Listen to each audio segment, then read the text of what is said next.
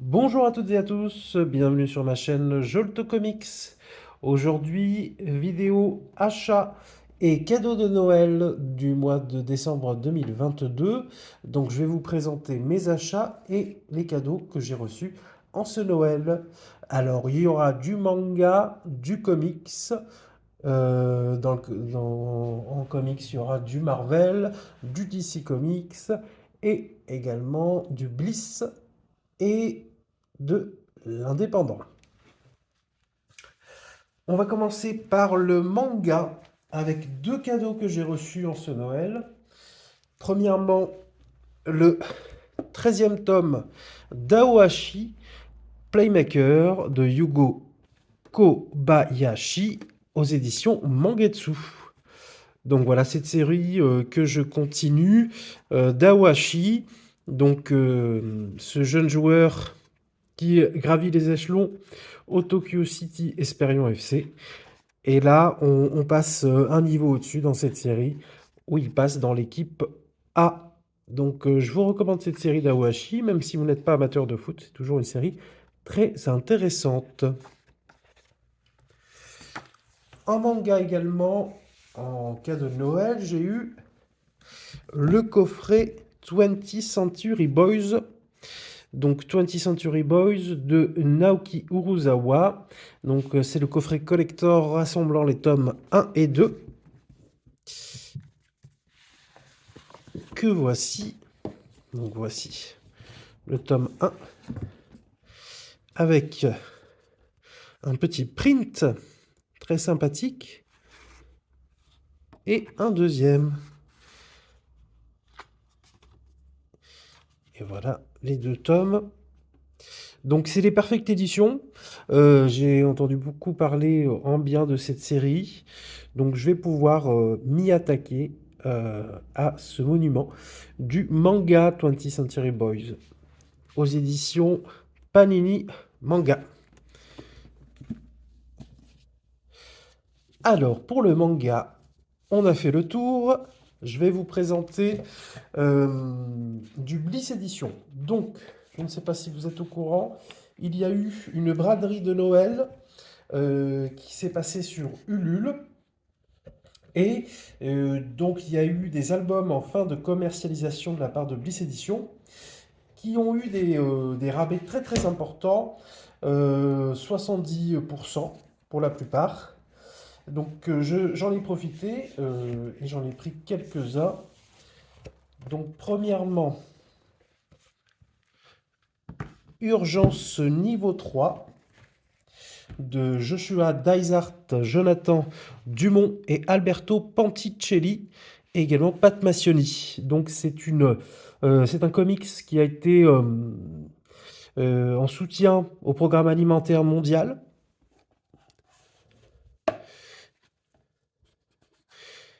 Et donc en gros ça se passe dans un pays en guerre.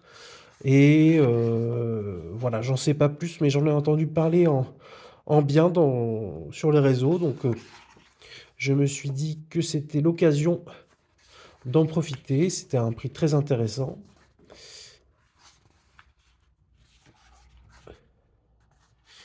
Voilà, donc Urgence niveau 3 aux éditions Bliss Comics. Toujours chez Bliss Comics,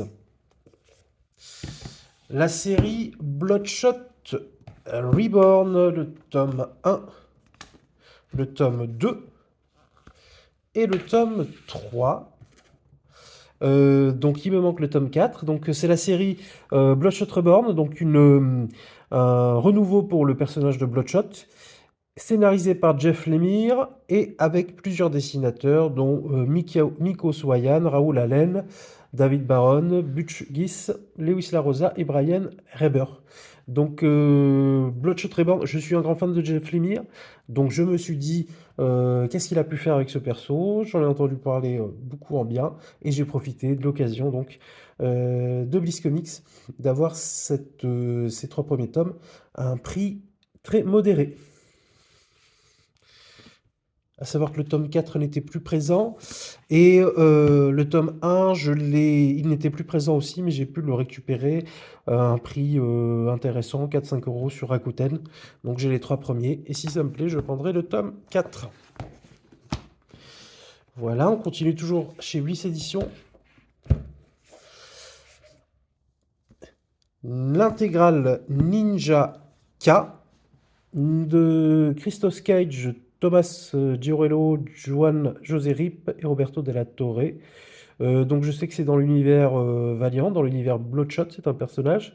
Je n'en sais pas plus, mais là ce qui est intéressant, c'est que toujours grâce à la braderie de Noël de Bliss Comics, on a une intégrale à un prix très intéressant, donc j'en ai profité. Ninja K, voilà, chez Bliss Edition. Donc c'est du Valiant.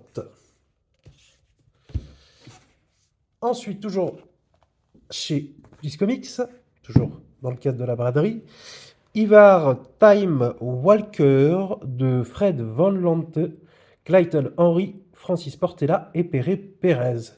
Donc pour tout dire, je ne sais pas trop de quoi ça parle, mais j'ai entendu parler en bien de ce récit. Donc j'en ai profité toujours grâce à la braderie de Bliss Comics. Je tiens à les remercier car j'ai pu recevoir mes comics très bien conditionnés à un prix défiant toute concurrence et avant Noël. Et donc je tiens à remercier Bliss Comics pour ses efforts. Et puis je trouve que le principe d'arrêter la commercialisation de ces séries au lieu de les pilonner et pouvoir en faire profiter grâce à une braderie les personnes intéressées, je trouve ça formidable. Je sais que ça a bien fonctionné et je trouve que c'est une idée fabuleuse. Et voilà, mettre au pilon des livres, c'est toujours un crève-cœur et je sais que ça existe toujours dans pas mal de maisons d'édition et peut-être que c'est une solution aussi dans notre période où l'inflation est importante et il y a ces problèmes d'écologie, de pouvoir acheter des comics pas chers et en plus de ne pas détruire de livres, je trouve un principe intéressant. Bien sûr, c'est une fin de commercialisation, mais peut-être qu'il y a quelque chose à faire par rapport à cela. Et donc, je tiens à remercier Bliss Comics pour cette braderie. On va passer à du Marvel. Donc, j'ai eu la possibilité de prendre un lot sur Vinted.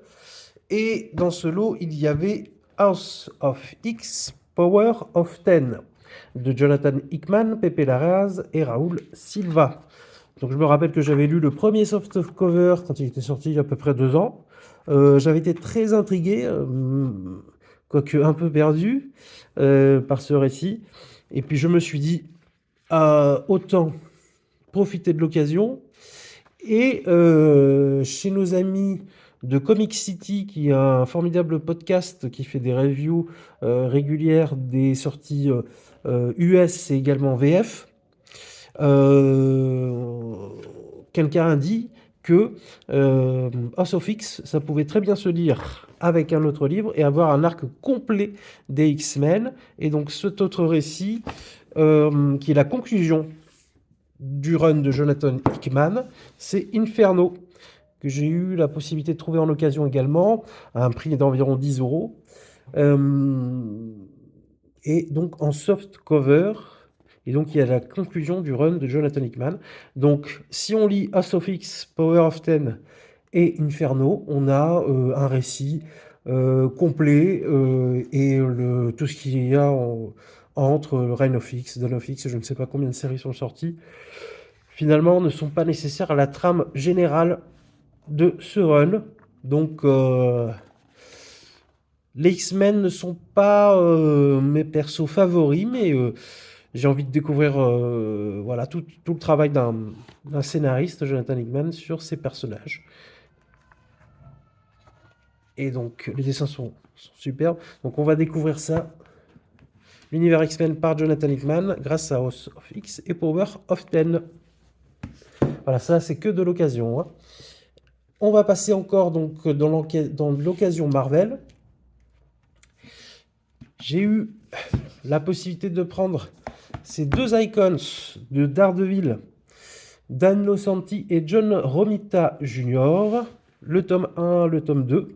Donc un lot pour 40 € les deux. Donc ces tomes, je pensais longtemps les prendre, car je suis un grand fan de Daredevil. L'occasion s'est présentée, et aussi on a une information assez triste, c'est la fin des Icons, donc Panini Comics a communiqué par rapport à cela.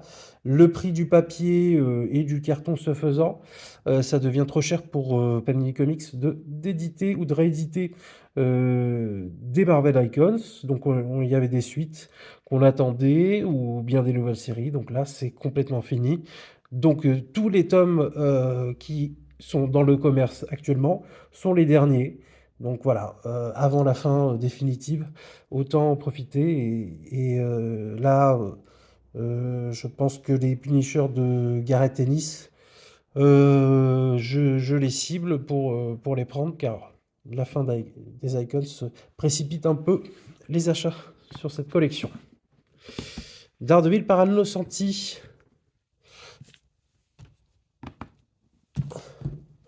Ensuite, toujours dans les Icons, le 4e tome du run de Captain America par Ed Brubaker et dessiné par Brian Hitch. Donc, vous avez peut-être entendu parler que le run d'Ed Brubaker sur Captain America allait sortir en omnibus. Donc j'avais déjà les 3 premiers tomes de ce run, et pareil, même motif, hein, la fin des Icons m'a précipité à l'achat, pour le coup d'occasion, de ce 4e tome, donc pour un prix d'environ 15 €, sur Vinted également. Et donc, je sais que je n'aurai pas le run complet de Captain America par Ed Brubaker avec ce 4e Icons, car il en manque un 5e. Mais ça me permet d'avoir voilà, un spectre assez complet avec ces 4 premiers Icons, et à un prix beaucoup moins cher qu'un omnibus. Donc j'adorais cette collection Icons, et c'est vraiment une grande tristesse d'apprendre la fin de ce run, de cette collection. Donc voilà, Captain America par Ed Brubaker, tome 4. Voilà pour Marvel. Et un petit dernier, et pas des moindres, Marvel que je me suis procuré, c'est les Fantastic Four par Mark Waid et Mike Wieringo. Donc c'est aussi de l'occasion. J'ai trouvé à Vinted pour 60 €, donc 55 €. Et donc avec les frais de port, 61 €. Donc 20 € moins cher que le prix du neuf. Donc j'ai sauté sur l'occasion. Il est en parfait état, et ça me permet de découvrir l'un des runs mythiques sur les 4 Fantastiques par Mark Waid et Mike Wieringo. Donc j'en ai entendu parler beaucoup en bien également de ce run, que ce soit sur les réseaux ou par le biais de Max Faraday, un youtubeur très compétent que vous connaissez, j'imagine. Et donc voilà, on va pouvoir partir en découverte de ce run de Fantastic Four par Mark Waid. J'avais les 2 premiers Deluxe que je m'étais procuré il n'y a pas si longtemps que ça, et j'avais appris qu'il n'y avait pas la conclusion du run, et donc je les ai revendus, et je les ai revendus après l'achat de cet omnibus, et j'en suis bien content. Donc ça ne m'est pas revenu si cher que ça, une trentaine d'euros pour cet omnibus. Et donc c'est top.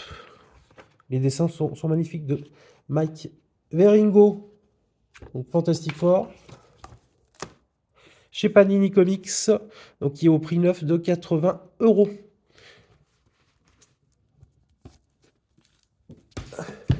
Voilà pour Marvel. On va pouvoir passer, et oui, il y en a des choses, hein, on va pouvoir passer à DC Comics et à de l'indépendant. Donc là, on va passer sur des cadeaux de Noël. Donc Batman Chronicles volume 2 de 1987. Donc je vous avais parlé du tome 1 sur ma dernière vidéo top 10. Donc voilà, j'ai reçu le tome 2 qui rassemble les numéros de Detective Comics sortis durant l'année 87, avec toujours cet éditorial si intéressant. Et là, pour le coup, on a l'ancien éditeur de chez DC Comics, Bob Greenberger, qui donc nous présente ces numéros. Donc on a un point de vue qui était à l'intérieur de DC Comics à l'époque. Donc ça, c'est vraiment top. Voilà, c'est des numéros qui rassemblent certains auteurs qu'on connaît très bien, dont Mike W. Barr, Alan Davis et surtout Todd McFarlane qui fait le dessin de la couverture. Donc voilà, Batman Chronicles, une collection que je ne peux que vous recommander. Je vous en ai parlé dans la vidéo top 10. Et donc comme on l'a appris, GSA et Superman auront droit à leurs Chronicles. Et c'est formidable. Donc voilà, merci à la famille pour ce cadeau de Noël. Et en parlant de cadeau de Noël, ensuite on a le tome 2 de Fable en Urban Nomade. Une collection dont je vous ai parlé également sur la vidéo top 10. Donc, le volume 2 de ce récit au long cours, hein, parce qu'il y a 10 tomes par Bill Willingham et Mark Buckingham, une sorte de Once Upon a Time réaliste. Donc c'est de la fantasy. Donc voilà, on va pouvoir continuer cette série. À savoir que le tome 3 sort durant ce mois de janvier chez Urban Comics, dans la collection Urban Nomade. Fable, cadeau de Noël, merci beaucoup. Et on va continuer, donc ça va être toujours cadeau de Noël chez DC Comics. Je vous en parlais encore dans le top 10, il était dans mon classement, mais c'est la suite de Swamp Thing par Ram V et Mike Perkins au dessin. Donc le tome 2, Armageddon, rassemblant les numéros 11 à 16 de cette série, donc la conclusion de ce run. Donc je vous en ai parlé, c'est un run vraiment hyper intéressant sur ce personnage, un renouveau très agréable, un dessin qui colle très bien au personnage et à cet univers par Mark Perkins. Et toujours la scénarisation de Ram V. Donc on va découvrir la conclusion de ce run avec grand plaisir. Swamp Thing par Ram V. Et on va passer donc sur de l'occasion DC Comics avec Doomsday Clock. Le récit par Jeff Jones et Gary Frank, édité sur Urban Comics. Donc c'était une suite. Alors canon, pas canon, selon Alan Moore ça ne serait pas du tout canon, mais selon Jeff Jones, oui, il considère que c'est une forme de suite à l'univers Watchmen.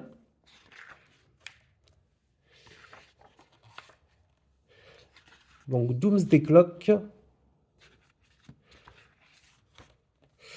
qui a été assez décrié, mais j'aime bien me faire mon propre avis. Déjà, un plus qui est notable, c'est les dessins de Gary Frank, qui sont toujours aussi superbes. Donc on va découvrir cette suite, et puis si ça nous plaît, on verra qu'il y a eu une suite aussi dans cet univers de Rorschach par Tom King. Donc c'est peut-être une possibilité de lecture prochainement également, mais déjà, Doomsday Clock, un sacré pavé, une suite de Watchmen qu'on va découvrir cette année. Ensuite, on va passer sur du Batman. Donc là, pour le coup, c'est de l'occasion. Batman Rebirth intégral tome 1. Donc de Tom King Scott Snyder, David Finch, Mika Janine, Mike Gerards et Clayman. Désolé pour mon accent. Et désolé d'avoir écorché les noms de ces formidables auteurs. Donc ça rassemble les 3 premiers tomes de la série Batman Rebirth. Donc je l'ai eu pour à peu près 25 € d'occasion au lieu de 35. Et voilà, comme je vous en ai parlé de la maxi-série Batman Catwoman qui est sortie et qui était dans mon 5e de mon top 10. Donc le run de Batman Rebirth. On en pense du bien, on en pense du mal. Et pour le coup, j'avais besoin de me rafraîchir les idées et de le relire. Et c'est plus intéressant de passer par ces intégrales qui sont économiquement moins chères et plus pratiques. Car on a déjà 3 tomes à l'intérieur. Donc les formidables dessins et le scénario de Tom King. Donc on va s'y replonger prochainement également sur ce Batman Rebirth. Toujours chez DC Comics, mais pour le coup du Vertigo, de l'occasion, c'est Sweet Tooth de Jeff Lemire qui est au dessin et au scénario. Donc c'est dans la collection Black Label. Ça a été réédité d'ailleurs dans cette collection. Donc voilà, Jeff Lemire, on connaît ou pas la série qui a été diffusée sur Netflix. Donc on va découvrir ça. C'est vrai que je me prends d'affection pour ce scénariste qu'est Jeff Lemire. Et j'ai envie d'en savoir plus sur sa bibliographie. Donc je vous ai parlé du Labyrinthe inachevé. Et là, je vais m'immerger dans cet univers de Sweet Tooth où donc apparemment des enfants ont été mutants, donc avec des gènes d'animaux. Et dans cet univers, ils sont chassés par des gens qui ne les aiment pas tout simplement. Donc on va découvrir ça. Jeff Lemire, qui est une valeur sûre. Donc pareil, donc d'occasion, qui était dans un lot avec de l'indépendant, mais toujours du Jeff Lemire. C'est Essex County. Toujours Jeff Lemire au dessin et au scénario. Donc j'en ai entendu parler beaucoup en bien de ce Essex County, qui est un peu bibliographique pour Jeff Lemire. C'est une histoire qui pourrait s'apparenter à sa jeunesse au Canada. Donc c'est chez Futuropolis que ça a été édité. Donc je trouve l'édition top, très originale. Ça change un peu des autres éditions. Donc là on est sur du noir et blanc. Et donc on va pouvoir profiter du coup de crayon de Jeff Lemire que j'aime beaucoup, que j'apprécie beaucoup. Et aussi de son scénario. Donc on sait toujours que Jeff Lemire touche là où ça fait mal au niveau des émotions. On va découvrir ça. Donc Jeff Lemire sur Essex County. On arrive bientôt à la fin. Donc sur de l'indépendant chez Delcourt en cadeau de Noël, j'ai reçu le tome 8 d'Invincible. Donc on arrive bientôt à la fin de ces intégrales. Donc il y en aura 12. Et donc ce 8e tome qui dénote un petit peu. Pour tout vous dire, au niveau de la bibliothèque, on voit le numéro 8 écrit en noir. Donc d'habitude, il est écrit en blanc. Mais ça, ce n'est pas grave, hein, c'est juste un petit changement. Donc toujours Robert Kirkman au scénario. Au dessin pour ce numéro, on a Ryan Otley, Cory Walker. Ryan Otley, c'est du tout bon, hein. Donc voilà, on va continuer cette série. Ouh là là, faut pas trop spoiler. Invincible. Voilà, donc pour le coup, je vous ai présenté tous mes achats. Donc finalement, pas d'achat neuf, hein, juste des achats d'occasion et des cadeaux de Noël. Donc je remercie ceux qui me les ont offerts. Et je vous remercie également de l'accueil que vous avez fait à ma vidéo top 10 Comics VF 2022. Donc je vous invite à liker ma vidéo, à vous abonner si ce n'est pas le cas. Et puis si vous avez eu des cadeaux de Noël ou des achats en ce mois de décembre, n'hésitez pas à me les communiquer en commentaire, ça m'intéresse. Et je vous souhaite une bonne journée et à très bientôt. Salut!